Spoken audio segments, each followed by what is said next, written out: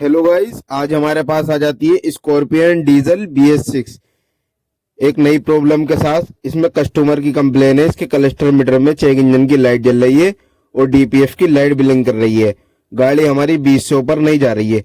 चलिए फिर हम इसको डायग्नोस करके चेक करते हैं गाड़ी के अंदर क्या प्रॉब्लम है। चलिए फिर हम इसको डायग्नोस करते हैं पैसेंजर व्हीकल में, स्कॉर्पियन में। सिस्टम सिलेक्शन पर जाएंगे और ECM मैनेजमेंट सिस्टम को डायग्नोस करेंगे, रिट्रीवल कोड करेंगे।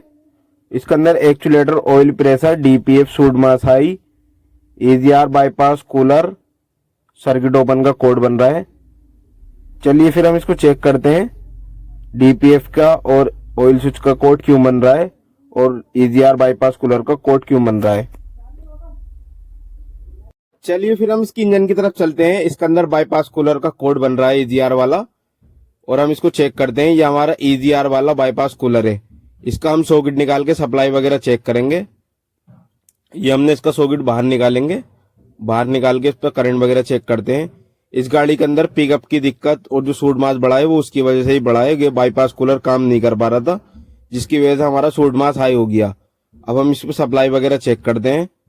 इस पर प्रॉपर 12 वोल्ट आ रहा है। दोबारा हम आपको लगा के चेक कराते हैं। ये 12 वोल्ट का प्रॉपर बल्ब जल रहा है। इसकी वजह से हमारी गाड़ी के अंदर सूड मास की दिक्कत आई है, सूड मास हाई हो गया है, DPF की लाइट ब्लिंक कर रही है। हमने बाईपास कूलर खोल लिया है। अब हम इसमें नया बाईपास कूलर लगाते हैं और आपको चेक कराते हैं हमारा बाईपास कूलर वाला कोड क्लियर होता है या नहीं होता है। फिर इसको डायग्नोस करके चेक करेंगे।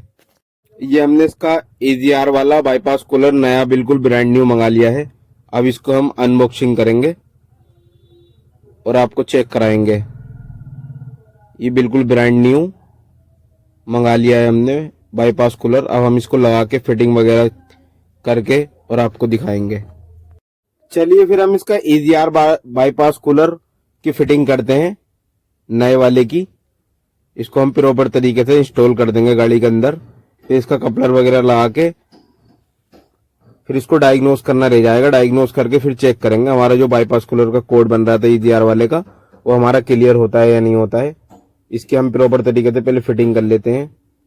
इसके कपलर वगैरह लगा लेते हैं जितने भी हैं। ये 2 पेंचों पर लगा हुआ होता है EGR बाईपास कूलर।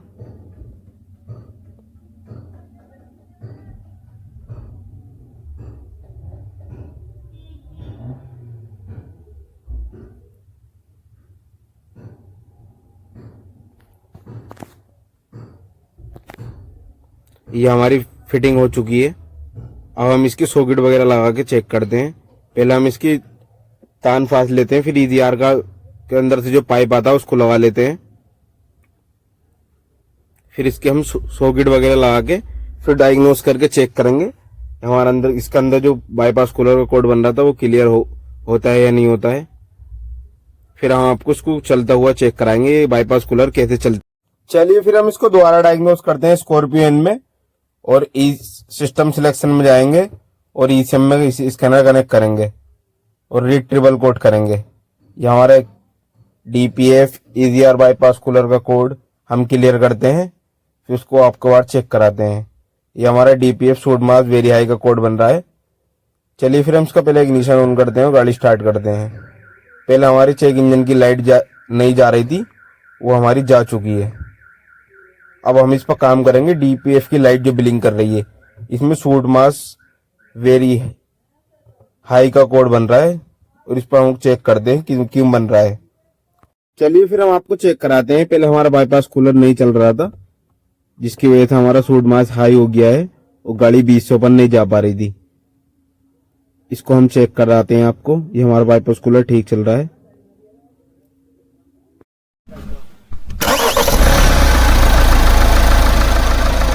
भेज दियो। बंद करो, बंद कर। चाबी बंद कर लो, चाबी स्टार्ट करो। रेस लो, रेस।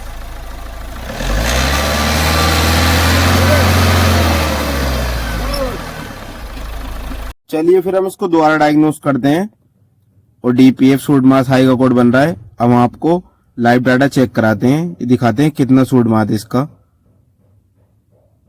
इसका सूट मास 29.34 ग्राम है, जिसकी वजह से गाड़ी नहीं भाग पा रही है। चलिए फिर हम इसकी रीजनरेशन करते हैं।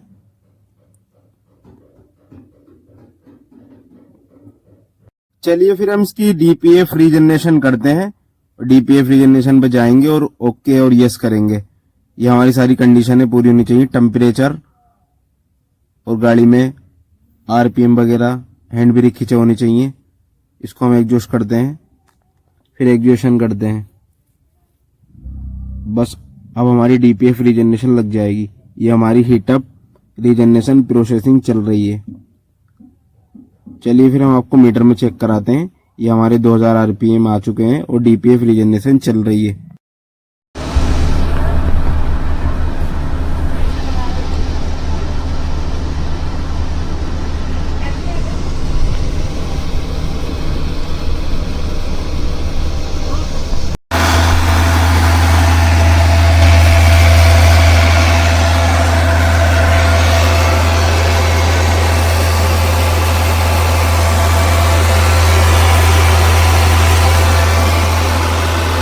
ये हमारी डीपीएफ रीजनरेशन सक्सेसफुल हो चुकी है, कंप्लीट सक्सेसफुल। ये हमारे मीटर में जो डीपीएफ की लाइट बिलिंग कर रही थी और इंजन चेक लाइट आ रही थी वो भी जा चुकी है। हमारा क्लस्टर मीटर बिल्कुल क्लीन पड़ा है। चलिए फिर हम आपको चेक कराते हैं वो सूट मास हाई का जो कोड बन रहा था वो हेल्ड में आया नहीं आया। ये हमारा डीपीएफ सूट मास हाई का कोड हेल्ड में आ चुका है। इसको हम क्लियर करके आपको चेक कराते हैं। इसको हम क्लियर करते हैं कोड को और फिर दोबारा हम ट्रिपल कोड करेंगे। गाड़ी के अंदर हमारे कोई कोड नहीं है और मीटर भी साफ पड़ा है। मीटर के अंदर जितनी भी लाइट आ रही है वो भी जा चुकी हैं। ये गाड़ी आई थी हमारे पास स्कॉर्पियन, इसके अंदर चेक लाइट जल रही थी और डीपीएफ की लाइट जल रही थी। इस पर हमने काम किया, इसके एक्चुएटर में दिक्कत निकली, वो हमने चेंज करके डीपीएफ रीजनरेशन कर दिए। मीटर के अंदर कोई भी लाइट नहीं आ रही है। चेक कराओ मीटर के अंदर,